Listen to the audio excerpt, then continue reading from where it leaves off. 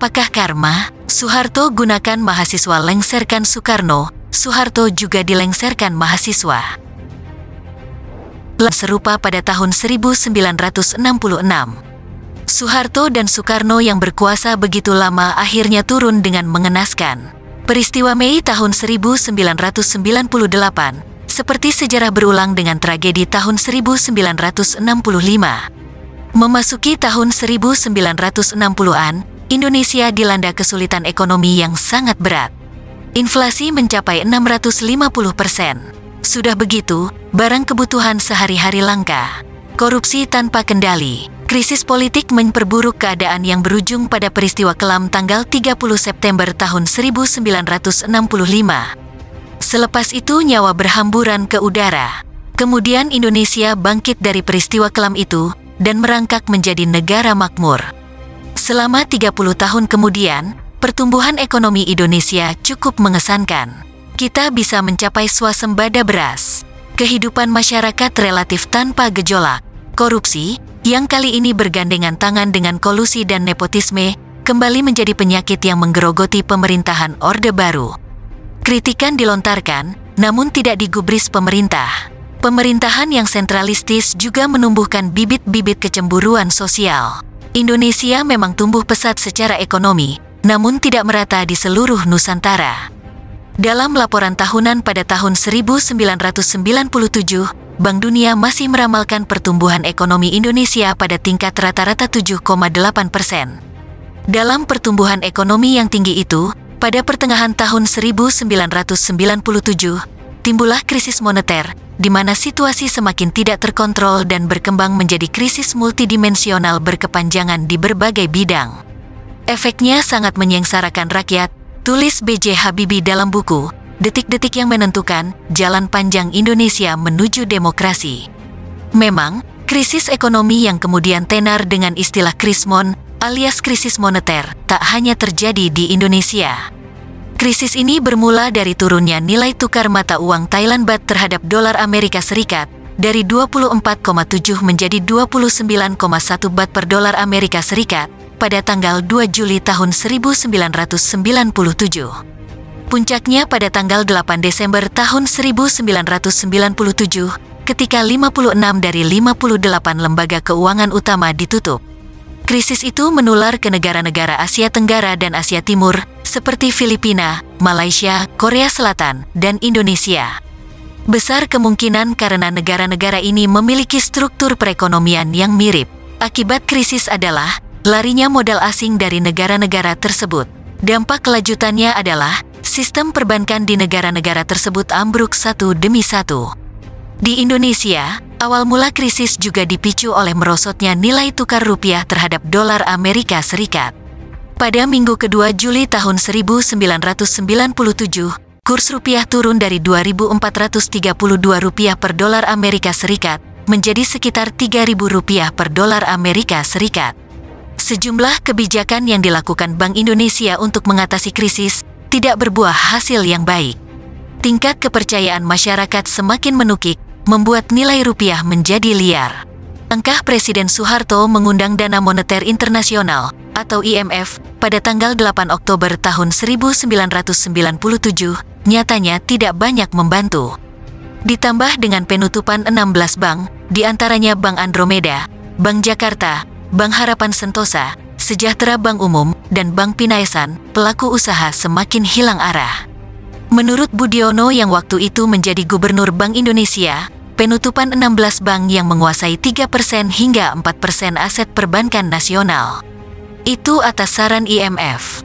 Namun penutupan 16 bank tersebut dilakukan tanpa ada payung pengaman, sehingga menimbulkan dampak psikologis ke masyarakat. Waktu itu belum ada sistem blanket guarante atau kebijakan penjaminan 100% dana nasabah di perbankan. Masyarakat pun kemudian menyikapi peristiwa itu dengan berbondong-bondong menarik dananya dari bank. Mereka khawatir bank tempat mereka menyimpan dana juga akan ditutup. Presiden Direktur PT Bank Sentral Asia Terbuka saat itu, Jahya Setia Atmaja, menambahkan, "Saya ingat, saat itu ketika bank-bank kecil ditutup, masyarakat resah dan mereka memindahkan dananya ke bank pemerintah dan bank besar termasuk BCA," kata Jahya. Bahkan ada yang ke Singapura karena dianggap lebih aman. IMF tidak memikirkan dampaknya akan begitu, kata Budiono yang kemudian menjadi Wakil Presiden RI ke-11. Nilai rupiah semakin terperosok pada level Rp5.097 per dolar Amerika Serikat.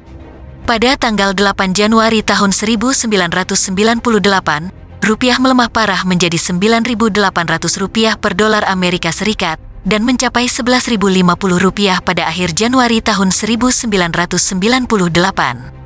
Krisis yang sebenarnya terjadi ketika Presiden Soeharto membentuk kabinet ketujuhnya pada tahun 1998.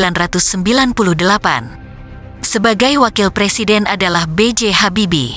Kabinet yang dibentuk pada tanggal 14 Maret tahun 1998 itu terdiri atas 34 menteri.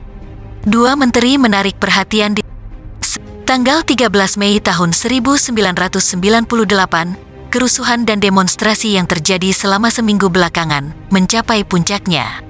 Sehari sebelumnya, 4 mahasiswa mati ditembak aparat keamanan di luar kampus Universitas Trisakti, Grogol. Banyak orang yang luka dan hilang. Perubahan cepat terjadi hanya dalam waktu 2 hari. Sesuatu yang mirip pernah terjadi pada tahun 1966, namun pada tahun 1998 kontroversi berpusat pada penembakan mahasiswa tersebut.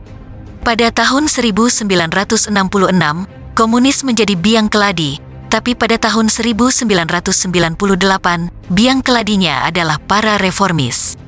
Ada dugaan bahwa polisi yang menembak dari jalan layang sebenarnya tentara yang menyamar dengan seragam pinjaman. Peristiwa itu menjadi tragedi nasional yang memilukan. Banyak yang mengutuk kebrutalan tentara itu.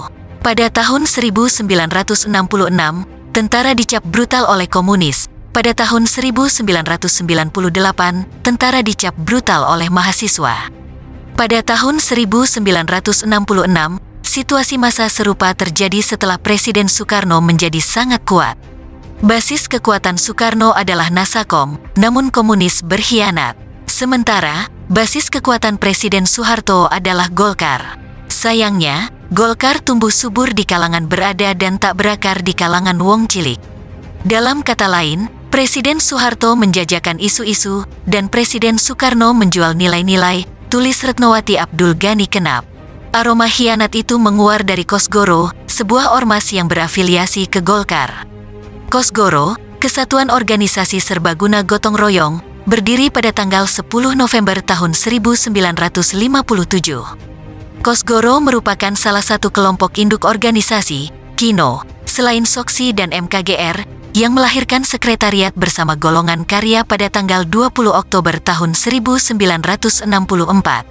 Kino-kino tersebut pada tahun 1970 mengeluarkan keputusan bersama untuk ikut menjadi peserta pemilihan umum melalui satu nama dan tanda gambar, yaitu golongan karya atau Golkar.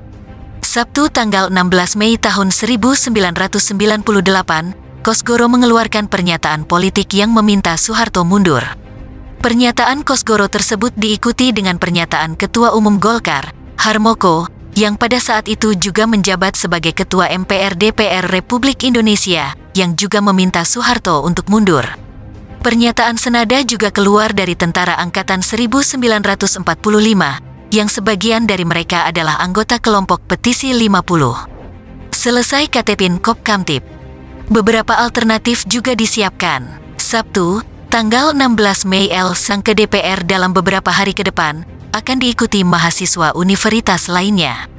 Selanjutnya Presiden menerima pimpinan DPR untuk mengadakan rapat konsultasi dengan Presiden. Hadir saat itu, Harmoko, Ketua DPR, Ismail Hasan Metarem, Fatimah Ahmad, Syarwan Hamid, Abdul Ghafur, Wakil dan Sekretaris Jenderal DPR RI, Afif Maruf. Pertemuan dimulai pukul 11. Diawali dengan tanggapan Presiden Soeharto terhadap pemberitaan pres, soal ia siap mundur dari jabatan presiden adalah tidak benar. Bantahan serupa sebelumnya telah dikemukakan oleh Menteri Penerangan jawab Soeharto. Harmoko merespon jawaban itu dengan menyatakan, apakah hal tersebut tidak sebaiknya dilakukan oleh fraksi MPR, sebab fraksi MPR lah yang mengangkat presiden. Tidak perlu, karena anggota DPR yang beranggotakan 500 orang, sudah mencerminkan anggota MPR, kata Presiden Soeharto. Malam itu, Presiden Soeharto mengumumkan akan melakukan reshuffle kabinet dalam beberapa hari mendatang. Hasan, Gubernur BI, Syahril Sabirin, Kepala Bulog, Bedu Amang, Gubernur DKI Jakarta, Sutioso, dan Pangdam Jaya, Maijen TNI Syafri Syamsuddin Ginanjar memaparkan akibat kerusuhan yang terjadi sebelumnya. Selain kerugian material, kerusuhan juga menyebabkan terganggunya sistem perekonomian, terutama dalam jangka panjang. Kerusuhan tidak hanya mengganggu pusat perdagangan besar, tapi juga kegiatan hulu hingga hilir. Yang lain ikut menjelaskan efek kerusuhan dan antisipasi ke depannya sesuai kapasitas masing-masing. Sementara berkembang informasi bahwa akibat berbagai kerusuhan yang terjadi, roda perekonomian mengalami kemacetan. Warga negara asing menjadi takut tinggal di Indonesia, terutama Jakarta. Pada hari itu juga, tulis Retnowati Abdul Ghani Kenap, Menteri Sekretaris Negara Saadillah Mursyid, diminta untuk memperbaiki keputusan Presiden soal Komando Operasi Kewaspadaan dan Keselamatan Nasional. Keesokan harinya, Saadillah dipanggil lagi untuk mengubah Kepres menjadi Inspres. Pada hari ini juga, terjadi sebuah peristiwa langka selama pemerintahan Presiden Soeharto. Menteri Pariwisata, Seni, dan Budaya, Abdul Latif, mengajukan surat pengunduran diri kepada Presiden Soeharto dengan alasan masalah keluarga, terutama desakan anak-anaknya. Senin, tanggal 18 Mei tahun 1998. Mahasiswa mulai memadati gedung DPR MPR sejak pagi. Menyusul pula unsur masyarakat, jumlah mereka semakin banyak di siang hari. Tuntutan reformasi total termasuk pengunduran diri Presiden Soeharto semakin mengeras disuarakan mahasiswa dari seluruh penjuru tanah air. Pimpinan DPR yang telah berkumpul di dalam gedung lantas mengadakan rapat untuk menyampaikan sebuah keterangan pers. Butuh waktu berjam-jam untuk merundingkan konsep redaksional dan mengonsultasikannya dengan pimpinan fraksi. Keterangan pers tersebut akhirnya dibacakan oleh Ketua DPR RI Harmoko. Ia didampingi Wakil Ketua Syarwan Hamid, Fabri, Abdul Ghafur, FKP, Ismail Hasan Metarem, FPP, dan Fatimah Ahmad, FPDI. Intinya, esok hari, tanggal 19 Mei tahun 1998, pimpinan Dewan akan melaksanakan pertemuan dengan pimpinan fraksi-fraksi, dan hasilnya akan disampaikan kepada Presiden Soeharto. Pukul 19.50, sebagai reaksi atas keterangan pers pimpinan DPR MPR, pimpinan ABRI, melalui Menhankam Pangap Jenderal Wiranto, menyampaikan pernyataan pers sebagai tanggapan pernyataan pers pimpinan DPR MPR. Ia mengadakan jumpa pers di Jakarta pada malam harinya, dihadiri wartawan asing dan dalam negeri. Hadir antara lain para Kepala Staf ABRI, KSAD Jenderal TNI Subagio, KSAL, Laksamana TNI Arief Kusharyadi, KSAU, Marsekal TNI Sutria Tubagus, Kapolri, Jenderal Pol Dibio Widodo, Pangkostrat, Letjen TNI Prabowo Subianto, dan Danjen Kopassus, Maijen TNI Muhdi PR. Hadir juga Sekjen Dephankam, Kapuspen, Kadispenat, Kadispenau, Kadispenal, dan Kadispen Polri. Asisten Wakil Presiden Ahmad Watik Pratiknya mengatakan, Pak Harto telah mengkhianati B.J. Habibie, sekaligus mengabaikan berlakunya Pasal 8 UUD 1945, karena tidak mempercayai Wakil Presiden, dan disampaikan secara terbuka kepada masyarakat, bahwa Presiden sanksi apakah Wakil Presiden dapat melanjutkan tugas-tugasnya, apakah tidak akan menjadi sasaran demonstrasi, apakah nanti juga harus mengundurkan diri. Pada hari itu, rupiah melemah ke angka Rp17.000 terhadap dolar Amerika Serikat. Sekitar 30.000 mahasiswa menyerbu gedung parlemen dan sebagian naik ke atap. Di sepanjang jalan banyak dijumpai poster-poster bertuliskan, Gantung Soeharto. 3 dasawarsa lalu poster serupa bertuliskan, Gantung Durno, panggilan akrab Subandrio pada tahun 1966. Foto-foto yang dipublikasikan memperlihatkan keakraban tentara dan mahasiswa. Sepercik fakta bahwa Presiden perlahan-lahan kehilangan cengkeramannya pada kekuasaannya. Seperti Presiden Soekarno, Presiden Soeharto tidak ingin menggunakan kekuatan untuk mempertahankan kekuasaan yang bisa memicu perang saudara. Seperti Presiden Soekarno, pengabdian Presiden Soeharto kepada negara mencegahnya untuk menghancurkan Indonesia yang bersatu. Rabu, Presiden Kamis, Tanggal 21 Mei tahun 1998. Rencana pelantikan Kabinet Reformasi tidak terwujud. Sebagai gantinya, pukul 10, Presiden Soeharto mundur dari jabatan Presiden dan B.J. Habibie menjadi penggantinya. Presiden Soeharto hanya menjabat tangan B.J. Habibie, tidak merangkulnya seperti yang biasa dilakukannya. Dalam bukunya Detik-Detik yang Menentukan, Habibie menulis bahwa malam sebelumnya ketika B.J. Habibie ingin menelepon Soeharto, ia diterima oleh Mensesnek Saadillah Mursyid yang meneruskan perkataan Soeharto yang ia dengar sebelumnya. Era Presiden Soeharto pun usai. Pasti menyakitkan.